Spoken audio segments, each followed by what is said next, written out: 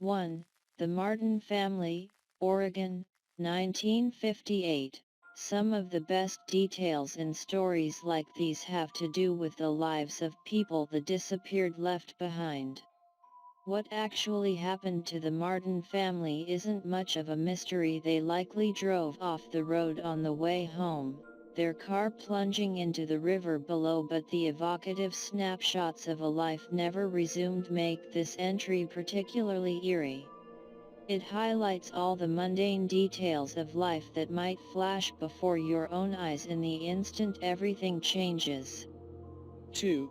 Bobby Dunbar, Louisiana, 1912.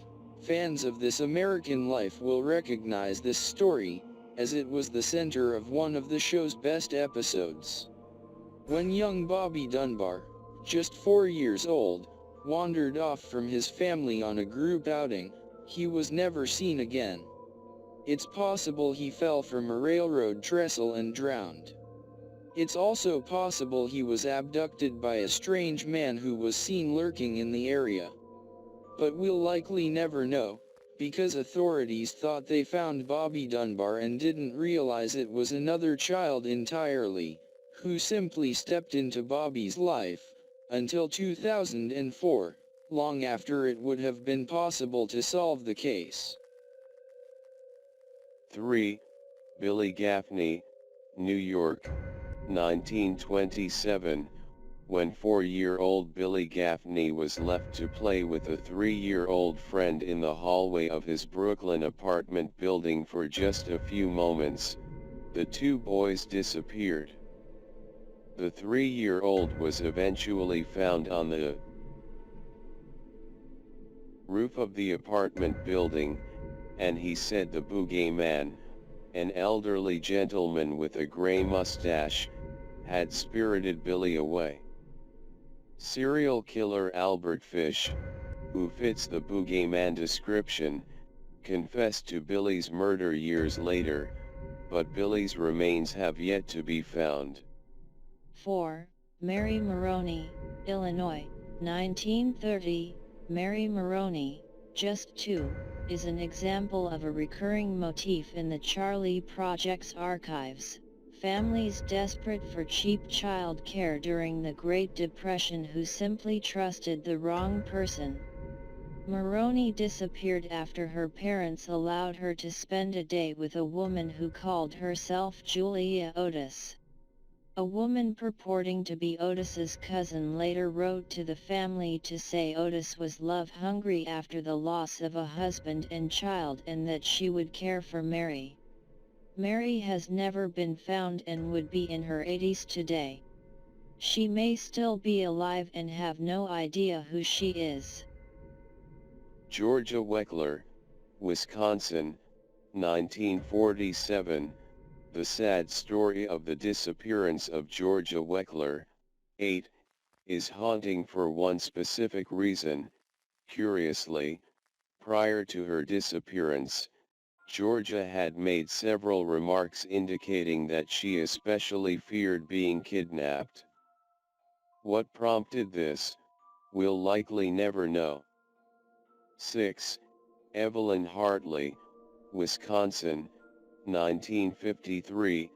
The disappearance of Evelyn Hartley is straight out of a horror movie. The teenager was babysitting one evening when she didn't call to check in with her parents at the appointed time. Her father went to check on her and found a completely locked house with the lights and radio still on and no Evelyn inside. Signs of a struggle and forced entry led to a desperate search for the girl, but she was never found. Pools of blood that may have belonged to Evelyn, as well as eyewitness accounts of a girl who might have been her, make this story all the more mysterious. 7. Cremon, California, 1960. Bruce Cremon disappeared while attending camp.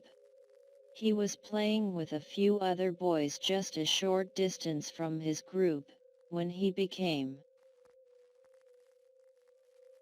separated from them and was never seen again. Initially believing him to be lost in the San Gabriel Mountains, authorities mounted a massive search, but were unable to find either the boy or his remains.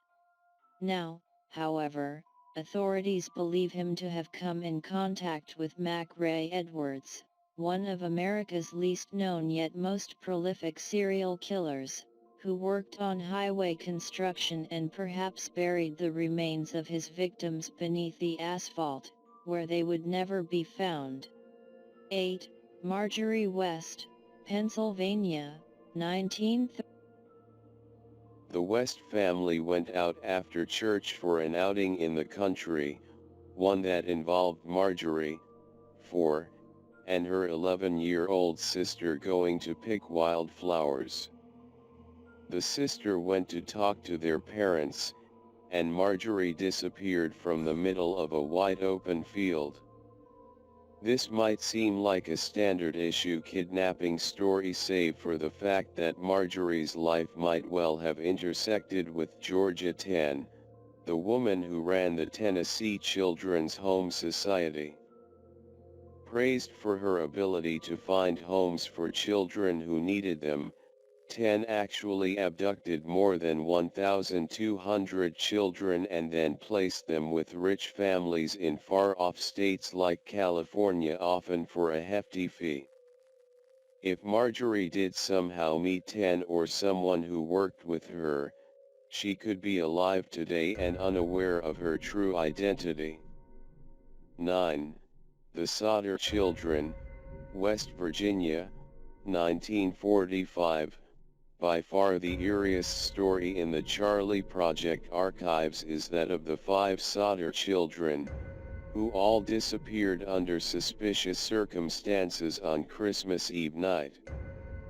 The children, 5 out of 10 siblings, asked their parents if they might stay up and play with their new toys, rather than go directly to bed. Their parents agreed and turned in for the night, and a series of strange events transpired. First, the phone rang, the children's mother answered, and the voice on the other end asked for someone the mother had never heard of.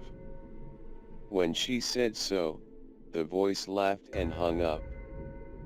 The mother later realized all of the lights in the house were on, the shades were drawn, and the doors were unlocked. She awakened again by a sound on the roof, and then she woke up for the final time at 1:30 a.m. with the realization that the house was on fire. She, her husband, and their other 5 children got out, but the 5 children who had asked to stay up late never emerged from the inferno.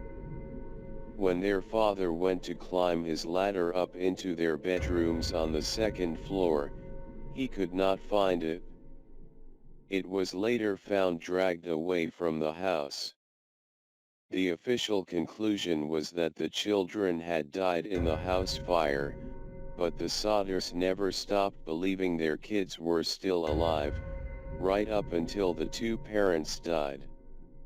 And they were encouraged by a strange photograph mailed to them in the 60s, purporting to show one of their sons as a grown adult.